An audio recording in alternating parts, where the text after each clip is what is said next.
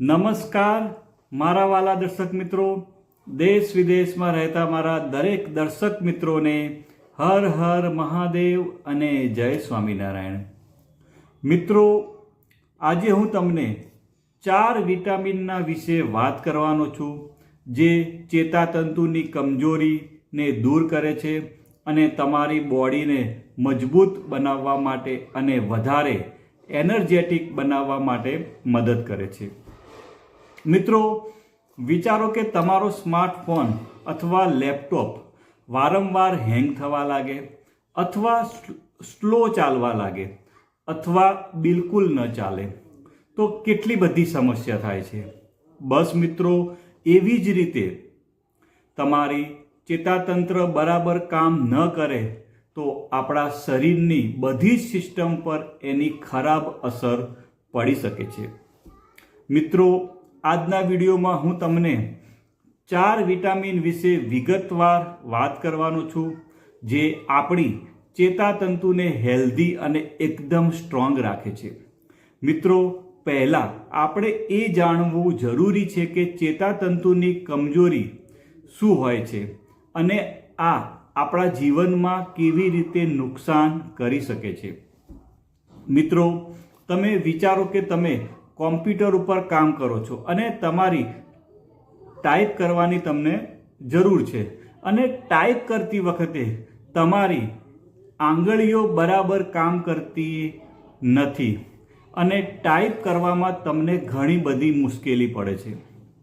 વિચારો કે તમે મોર્નિંગ વોક ઉપર જઈ રહ્યા છો પણ તમારા પગ બરાબર કામ કરતા નથી, પગમાં મજબૂતાઈ આવતી નથી અને ચાલવામાં તમને તકલીફ થાય છે અથવા હાથ પગમાં તમને ઝણઝણાટીનો અનુભવ થાય છે. મિત્રો, આ બધા લક્ષણો ચેતાતંતુની કમજોરી બતાવે છે. આ લક્ષણો આપણે સામાન્ય રીતે ગણકારતા નથી, એની અવગણના કરીએ છીએ, પણ આની અસર આપણા રોજિંદા જીવન ઉપર ખૂબ જ પડે છે. મિત્રો, દાખલા તરીકે તમારે તમારા શર્ટનું બટન બંધ કરવું અથવા કોઈ વસ્તુને ઉપાડવામાં મુશ્કેલીભર્યું બની જાય છે. સાથે સાથે તમને ચાલવામાં તકલીફ, લખવામાં તકલીફ થાય છે અને ઘણી વખત ગાડી ચલાવવામાં પણ તમને તકલીફ થવા લાગે છે અને લાંબા સમય સુધી આ તકલીફને ધ્યાને લેવામાં ન આવે તો તે આપણા માટે ગંભીર બની જાય છે. એટલે જો આની અંદરથી કોઈ પણ લક્ષણ તમને જણાય તો તમારે જલ્દીથી કોઈ સારા ડૉક્ટરની સલાહ જરૂરથી લેવી જોઈએ. મિત્રો, આજે આપણે જે વિટામિન વિશે વાત કરવાના છીએ એ તમારી ચેતાતંતુને સ્ટ્રોંગ અને હેલ્ધી બનાવવામાં ખૂબ જ મદદ કરે છે. તો તમે આની પણ મદદ લઈ શકો છો. તો ચાલો જાણીએ આ વિટામિનો વિશે પૂરી જાણકારી અને આ વિટામિન આપણી ચેતાતંત્રને કેવી રીતે સપોર્ટ કરે છે અને મજબૂત બનાવવાનું કામ કરે છે. મિત્રો, જે સૌથી પહેલાં આપણે જે વિટામિનની વાત કરવાના છીએ એ છે મિત્રો વિટામિન B12. અને મિત્રો, વિટામિન B12 વિશે વાત કરું તો જે ચેતાતંતુની હેલ્થ માટે ખૂબ જ જરૂરી છે. મિત્રો, વિટામિન B12 આપણી ચેતાતંત્ર માટે કેમ જરૂરી છે એ આપણે જાણવું ખૂબ જ જરૂરી છે. મિત્રો, આ વિટામિન આપણા ચેતાતંતુની ઉપર આવેલું પ્રોટેક્ટિવ કવરિંગ એટલે કે માયલિન શીટના ફોર્મેશન માટે મદદ કરે છે. મિત્રો, હવે તમને ઉદાહરણ દ્વારા સમજાવું તો આપણો જે લાઇટનો વાયર હોય છે એની ઉપર તમે જોજો એક ઇન્સ્યુલિન તરીકેનું કવર હોય છે.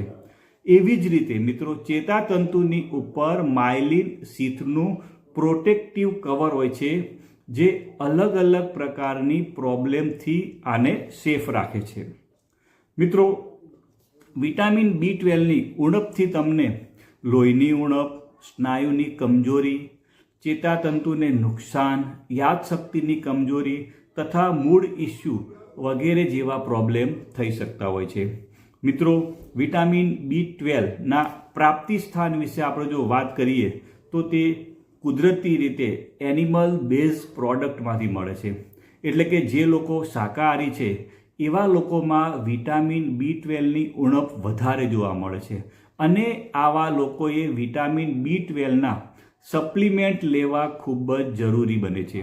મિત્રો, માર્કેટની વાત કરું તો માર્કેટમાં ઘણા બધા મલ્ટીવિટામિન મળે છે, જેમાંથી તમને કોઈ પણ સારી કંપનીનું મલ્ટીવિટામિન તમે લઈ શકો છો. તમને જે કોઈ સારી કંપની લાગે તો તમે એનું મલ્ટીવિટામિનનો તમે ઉપયોગ કરી શકો છો.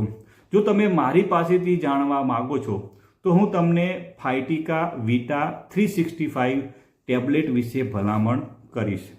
મિત્રો, આની અંદર 23 એસેન્શિયલ વિટામિન છે અને એની સાથે જીન્સેંગ, ગ્રેપસીડ એક્સ્ટ્રેટ, પ્રોબાયોટિક અને અશ્વગંધા પણ છે, જે તમારી ન્યુટ્રિશનલ રિક્વાયરમેન્ટને પૂરી કરી દેશે. તમારે રોજ એક ગોળી સવારે નાસ્તો કર્યા પછી લેવાની છે. સાથે સાથે તમારે હેલ્ધી બેલેન્સ ડાયટ પણ લેવાનું છે. અને મિત્રો, તમારે જંક ફૂડ બિલકુલ લેવાના નથી. મિત્રો, આને તમારે ઓછામાં ઓછી 2 થી 3 મહિના લેવાની રહેશે. મિત્રો, તમે આને ઓનલાઈન ફ્લિપકાર્ટ, એમેઝોન પરથી પણ તમે એને ખરીદી કરી શકો છો. મિત્રો, બીજા નંબરનું વિટામિન છે મિત્રો વિટામિન B1, જેને થાયામીન પણ કહે છે. મિત્રો, વિટામિન B1 આપણા ચેતાતંતુના કાર્ય માટે ખૂબ જ જરૂરી છે. વિટામિન B1 આપણા શરીરની એનર્જી મેટાબોલિઝમમાં મદદ કરે છે. વિટામિન B1ની ઉણપથી બેરી નામની બીમારી પણ થઈ શકે છે. ઘણી વખત વિટામિન B1ની ઉણપથી મેમરી લોસ જેવી તકલીફ પણ થઈ શકે છે.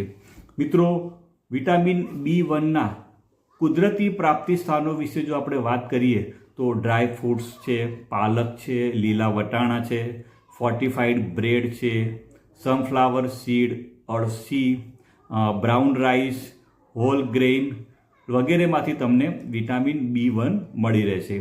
મિત્રો, ત્રીજા નંબરની વાત કરું તો જે આપણે વિટામિનની વાત કરવાના છે ત્રીજા નંબરમાં એ છે વિટામિન B6, જે ચેતાતંતુની હેલ્થ માટે ખૂબ જ જરૂરી છે, જે ન્યુરો ટ્રાન્સમીટર પ્રોડક્શનમાં સિગ્નિફિકન્ટ રોલ પ્લે કરે છે અને એ માઇલિન શીથ ફોર્મેશનમાં પણ મિત્રો મદદ કરે છે.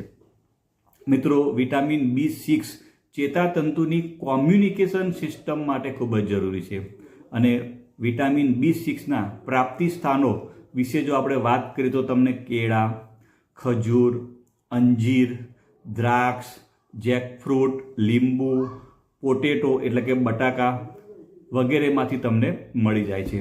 અને મિત્રો, છેલ્લું જે વિટામિનની વાત કરવાનો છું એ છે મિત્રો વિટામિન E, જેમાં પાવરફુલ એન્ટીઓક્સિડન્ટ પ્રોપર્ટી હોય છે. મિત્રો, એન્ટીઓક્સિડન્ટ આપણા શરીરમાં ઉત્પન્ન થયેલા ફ્રી રેડિકલ સાથે લડે છે, જે આપણા કોષોને નુકસાન પહોંચાડવાનું કામ કરે છે. મિત્રો, વિટામિન E આપણા ચેતાતંતુને ઓક્સિડેટિવ સ્ટ્રેસથી બચાવવાનું કામ કરે છે. વિટામિન Eના કુદરતી પ્રાપ્તિ સ્થાનો વિશે જો આપણે વાત કરીએ તો બદામ છે, સનફ્લાવર સીડ, પાલક, બ્રોકલી, કીવી, અખરોટ એમાંથી તમને મળી શકે છે. મિત્રો, એ ધ્યાન રાખવું ખૂબ જ જરૂરી છે કે તમારા ખોરાકમાં પૂરતું વિટામિન E હોવું જોઈએ, જે તમારા ચેતાતંત્રને હેલ્ધી રાખી શકે છે. મિત્રો, તમે મને શાંતિથી સાંભળ્યો એ બદલ તમારો ખૂબ ખૂબ આભાર અને મને વિશ્વાસ છે કે તમને આ વિડીયોના માધ્યમથી તમે કંઈક નવું શીખ્યા હશો. અને જો તમને મારો વિડીયો સારો લાગ્યો હોય તો લાઈક કરવાનું ભૂલતા નહીં.